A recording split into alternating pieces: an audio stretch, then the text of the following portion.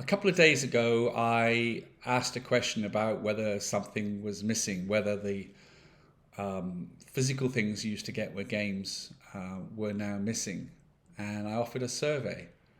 And the responses were really interesting and informative. More than 80% of the people who replied to my survey said they would like something physical to accompany downloaded games. And they gave plenty of reasons why.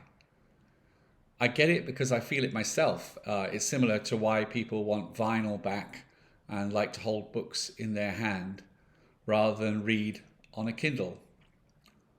It's not an aversion to technology. It's something positive that comes from the physical item. So, talking about those physical items, I thought it'd be good to look at one of them that I'd previously created and that so many of you know, and describe how it came together and what made it successful. The original full-color Football Manager inlay, which I've shown here. With the exception of Commodore 64, this was used for many of the formats of the game. Let's look at how that came together and what is in it. It's quite colourful, and the way it came about was that the previous version wasn't that colourful. I started with a simple two-color inlays that were printed on a colored card, blue or red, in just black ink. And they had pictures on them, but they were nothing like this. And the first few months, that was how the game sold. I mean, it was mail order for a long time as well. So that was perfectly fine. And it was reasonably priced as well to make that. It wasn't expensive. But a few months in fact, it was about the autumn of 1982, yes, all that long ago, I got called by W.H. Smith to come down to their headquarters. They said, "We like your game and we want to stock it." Well, there's a long story around that, but I will save that for another time, maybe the book. But one of the things that happened in that meeting was the W.H. Smith buyer said to me, "I like your game, I want to stock it, but we can't accept the packaging that you have on the game now. We must have full color to be stocked in W.H. Smith. Can you do that?" And of course I said yes. And he said, "Well, if you do that, then we'll place an order for 2,000 games," which was huge for me at the time. And so I set about having a new design.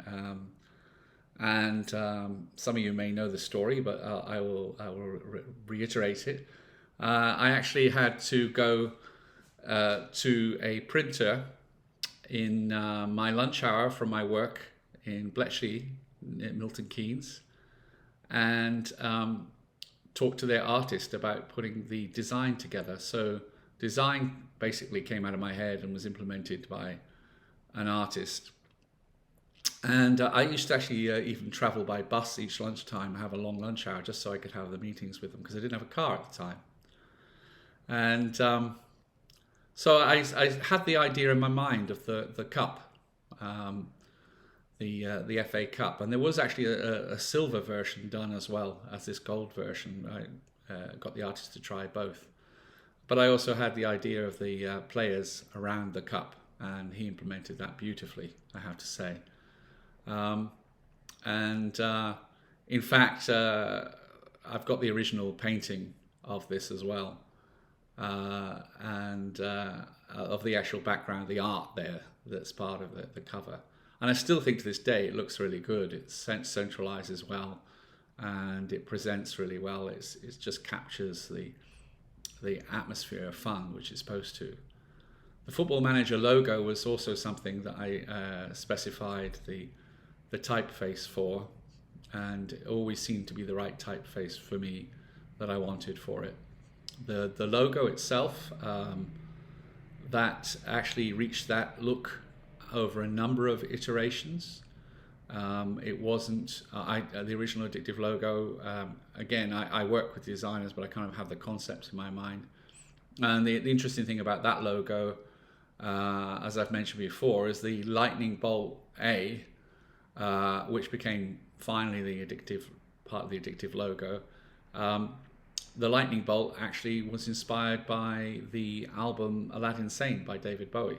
The lightning bolt concept kind of came from that. The putting of the match action in 3D color graphics, well, it was 3D for its time, and it was innovative for its time. That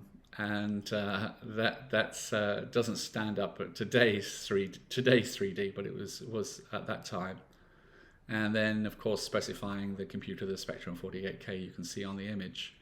And the other thing, of course, in the bottom right corner is someone I know very well, their face. And that's a whole other story, which about why I started putting my picture on the cover. And of course, it's something that's became very unique. And I'll talk about that in perhaps in my next video on this topic.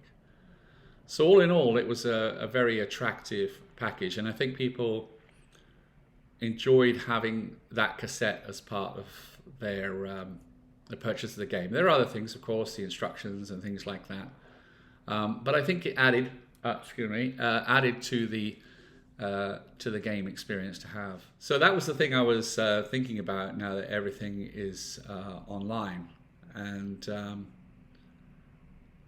just downloaded. And I really do think that there's something added there.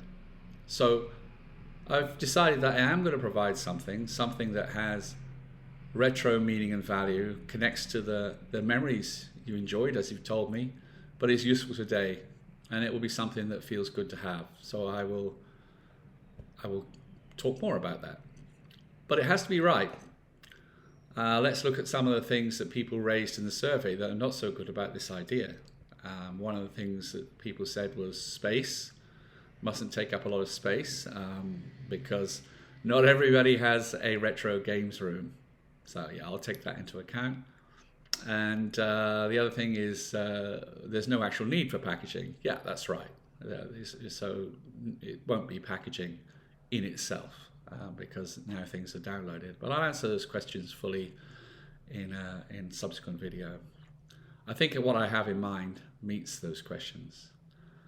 But I'll do another video on this because it's fun, and I'll talk more about why my picture ended up on the cover, which I think is something worth discussing because that's part of the packaging and part of how the image was created.